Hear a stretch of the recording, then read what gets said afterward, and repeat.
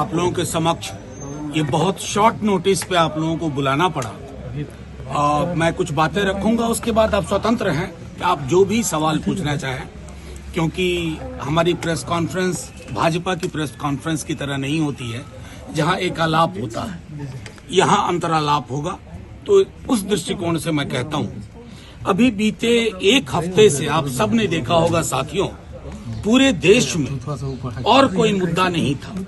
एक मनगढ़ंत मुद्दे के आधार पर महागठबंधन की सरकार प्रतिदिन गिराई जा रही थी। लोगों के बीच में मतभेद मनभेद बताया जाया करता था और एक पार्टी की अंदरूनी बदलाव को राष्ट्रीय स्तर पर ले जाकर के यूं बताया गया कि छीका टूटेगा, किसके भाग से पता नहीं। खैर, उस पर सब पर विराम लगा दिया माननीय मुख्यमंत्री जी ने, निवर्तमान अध्यक्ष जदयू ने और हमारे नेता तेजस्वी जी ने। अब देखिए, मैं आप मीडिया के साथियों से आज हाथ जोड़ के एक विनती करता हूं। आज सुबह से चलाई जा रही है एक बात हमारे एक विधायक के संदर्भ में, उनके बयान को लेकर के मैं आपके समक्ष एक दो चीजें रख देना चाहता हूं। हर धर्म के प्रति समभाव राजद के डीएनए में है, राष्ट्रीय जनता दल के डीएनए में है। हर जाति के प्रति सम्मान हमारे डीएनए में। लेकिन क्या हम सावित्री बाई फुले को भुला दें? सावित्री बाई फुले और महात्मा फुले, सावित्री बाई फुले कौन थी शायद हमारे भाजपा के लोगों को नहीं पता होगा। मैं जानता हूं, क्योंकि उनका इंटेलेक्चुअल कैपिटल, बौद्धिक पूंजी शून्य है।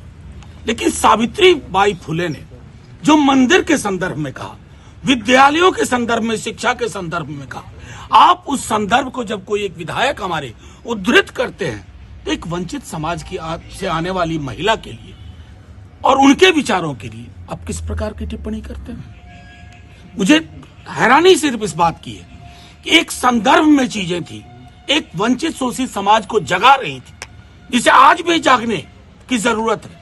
अब उस बयान को मंदिर पर हमला, राजद का मंदिर पर हमला।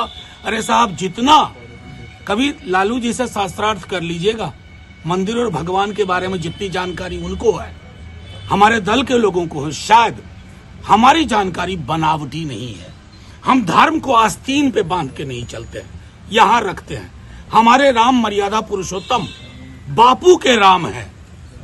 हमें हमारे राम किसी से घृणा नहीं सिखाते हैं। हम हे राम वाले राम के लोग हैं। अब भाजपा तय करे वो क्या है। मैं सिर्फ आपको ये कहना चाह रहा था, एक बयान जो एक वंचित शोषित समाज को अलग जगाने के लिए वो बयान दिया गया, और उस बयान के बाद जिस तरह की प्रतिक्रिया दी जा रही है, और मीडिया के हमारे साथियों, आप लोग कम से कम कुछ अनुसंधान कर लिया कीजिए। बड़ी मुश्किल होगी कि कबीर अगर आ जाकर के हमारे बीच में कहें हन पूजे हरि मिले तो मैं पूजू पहाड़, ये तो सीधे आक्रमण है ना मूर्ति पे। कबीर ने किया ना। अब कबीर अगर पटना के जेपी गोलंबर पे आके यही बात कह दें, आप उनका भी लिंचिंग कर देंगे, बीजेपी के लोग लिंचिंग करवा देंगे। इस देश का एक बौद्धिक परंपरा रही है, और उस बौद्धिक परंपरा में देवी देवता और धर्म की आलोचना भी हुई है, स्वस्थ आलोचना हुई है। मंदिर क्या है, विद्यालय क्या है, किसकी महत्ता है, वो सारी चीजें हैं। खुद हम लोगों का मानना है कि मंदिर मेरी व्यक्तिगत आस्था है, मेरे और मेरे ईश्वर के बीच का मामला है। उससे मंदिर में अगर मैं लाइन में भी खड़ा हूं, मुझे भी रोजगार चाहिए, मुझे नौकरी चाहिए, मुझे महंगाई पे काबू चाहिए, मुझे जो आय की असमानता है उस पर काबू होना चाहिए, लगाम लगनी चाहिए। उन सवालों को अगर सावित्री बाई फुले के माध्यम से कोई उद्धृत करता है, कहां का बना दिया आपने इस देश को। महासागर वाला चरित्र था इस देश का, आपने तो इसको तालाब की तरह गदला बनाने की कोशिश कर डाली है। तो मैं आप लोगों से यह आग्रह करूंगा कि राजद का पक्ष स्पष्ट है, सर्वधर्म समभाव, सबके बीच में समन्वय। लेकिन मेरी आस्था मेरी व्यक्तिगत चीज है, इसका सार्वजनिक और भोंडा प्रदर्शन भगवान को भी परेशान करेगा। अगर मर्यादा पुरुषोत्तम सचमुच आज पृथ्वी पे आ जाए 22 तारीख के बाद, प्राण प्रतिष्ठा के बाद, 2-4 सवाल मोदी जी को ही पूछेंगे। मेरे युवाओं का रोजगार कहाँ है, देश में इतनी महंगाई क्यों है, लोगों के बीच में संपत्ति का बंटवारा इस तरह का क्यों है कि 5 समृद्धि के टापू के समक्ष सब लोग नतमस्तक है। ये मर्यादा पुरुषोत्तम भी पूछेंगे, लेकिन मर्यादा पुरुषोत्तम की उस छवि को मोदी जी समझते नहीं है, भाजपा के लोग नहीं समझते।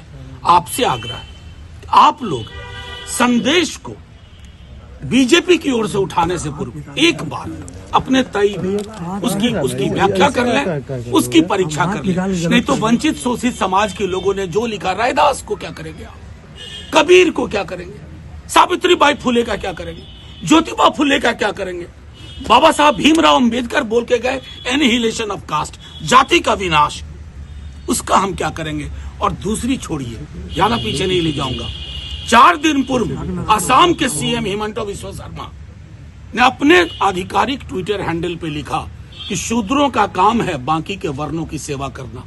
ये हिंदुस्तान है आधुनिक भारतवर्ष, संविधान से चलने वाला। मुझे दुख हुआ कि मीडिया के एक बड़े वर्ग ने उसको चलाया ही नहीं। तो ये जो है ना, ये लेवल प्लेइंग फील्ड नहीं है। बस आप लोगों से इतना आग्रह है, आप सबों को नव वर्ष की मंगल कामनाएं, शुभकामनाएं। आप लोग खूब तरक्की करें, आपकी माइक बुलंद भी रहे, स्वतंत्र भी रहे।